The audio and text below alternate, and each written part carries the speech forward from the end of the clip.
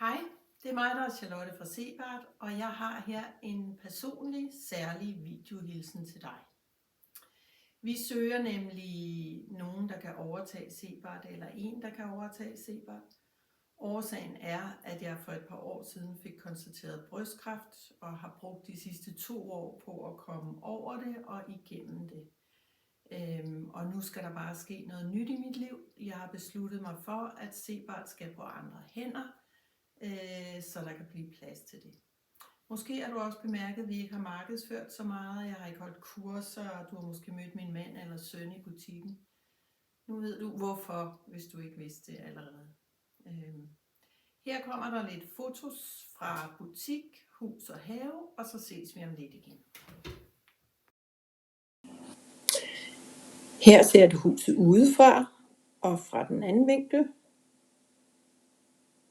ned mod stranden. Her er huset fra haven, terrassen, den anden side af terrassen, og ud inde fra vores pakkerum, som er dette. Og så ser du lidt fotos fra butikken. Der er jo 5 rum i butikken, hvor kunderne kan komme, og virkelig meget dejligt lys. Skønt sted at være.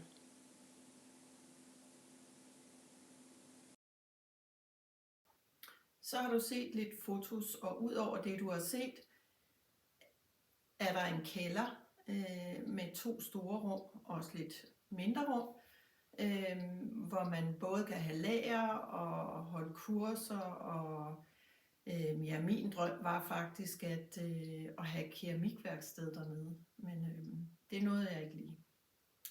Det er et fantastisk hus at være i, som jeg snart har sagt nogle gange, og min drøm er jo faktisk, at der kommer en, der har lyst til at overtage både hus og butik, som det er. Det vil der være store fordele i for vedkommende, og ja, det vil bare være lækkert. Til sidst så vil jeg bare ønske dig en rigtig dejlig dag. Så håber jeg, at du kunne have lyst til en uformel snak, eller at du måske vil give budskabet videre til nogen, som du synes, det kunne være relevant for. Ja. Jeg håber på at høre fra dig. Ha' det godt.